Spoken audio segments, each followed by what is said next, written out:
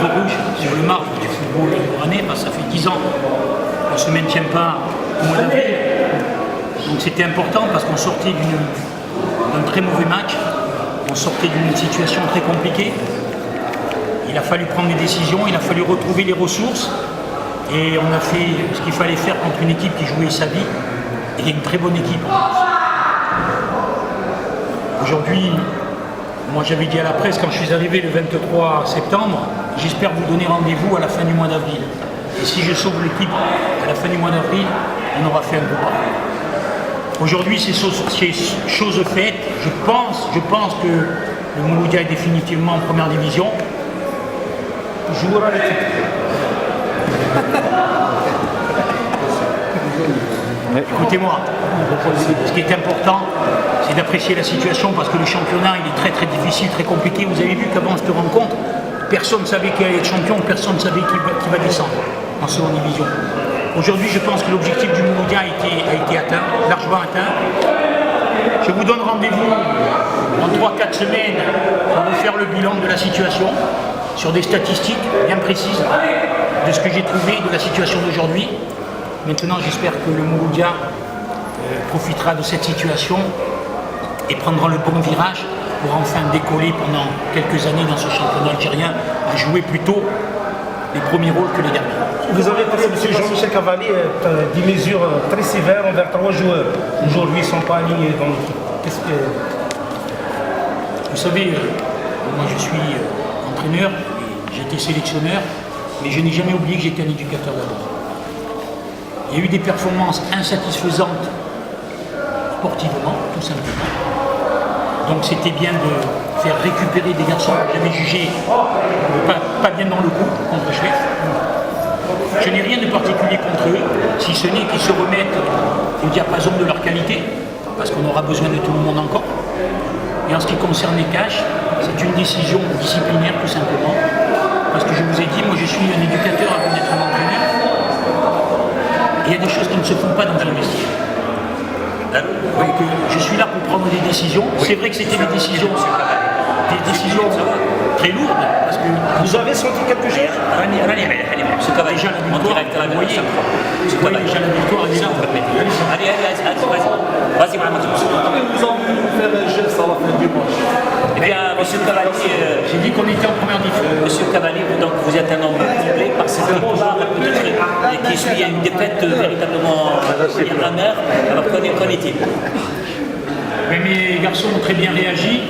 Ils se sont véritablement sacrifiés parce que vous avez vu que sur la fin on a peiné physiquement. N'oubliez pas que le Mouloudia d'Oran est resté un mois sans jouer, a manqué beaucoup de compétition. Mais cette fois-ci, à l'inverse du match de Schleff, on a montré véritablement l'orgueil, on a montré véritablement le cœur, et on a montré qu'on était tous ensemble pour remporter un match très très bien. Bizarrement, il y avait la place de marquer plusieurs buts. Toujours ce match chronique de la Ligue Poste.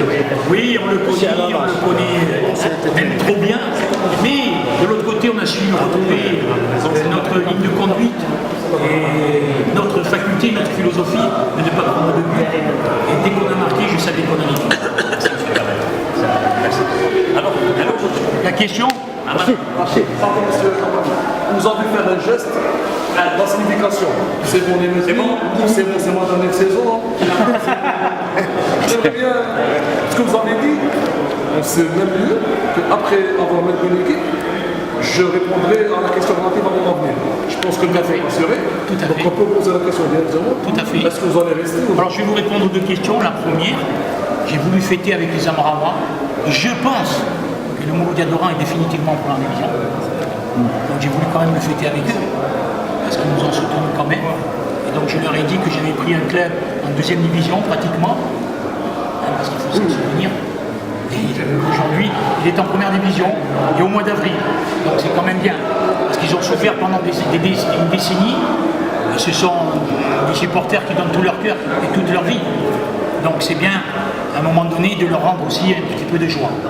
Quant à la deuxième question, je vous donnerai la réponse dès que je me mettrai à table avec eux.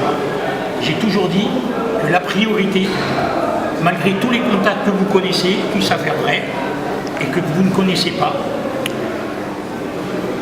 Par exemple, j'ai toujours dit que je donnerai la priorité de faire un face-à-face avec Baba. Et en fonction de ce qui se passera, ça sera lui qui aura la première réponse. Qu'est-ce qu'il faut retiendra comme ça?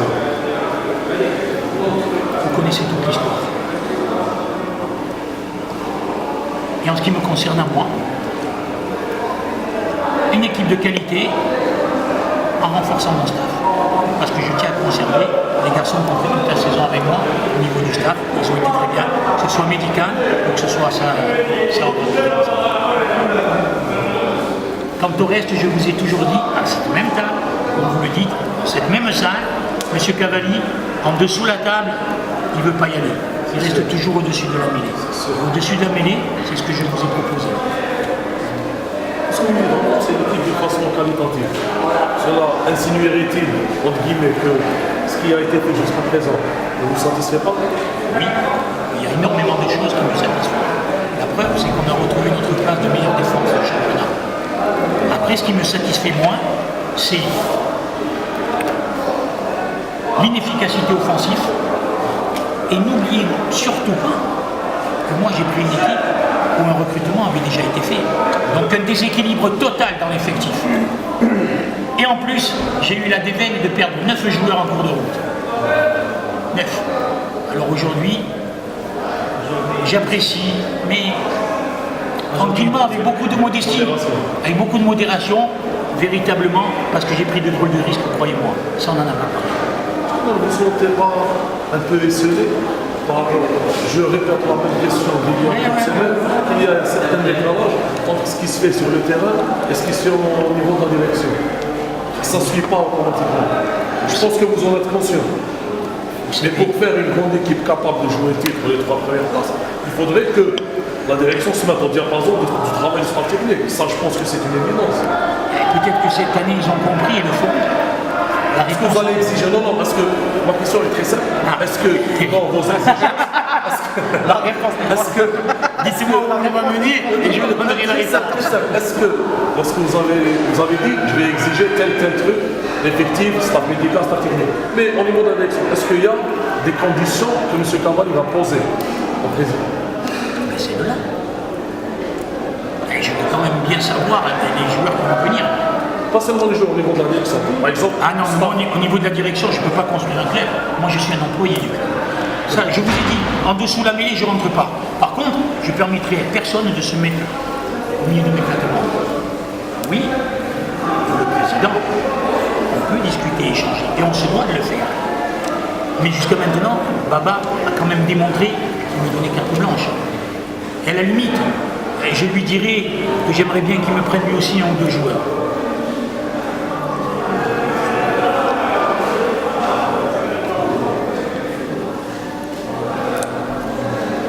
Combien, à quelle position est le Moudia aujourd'hui?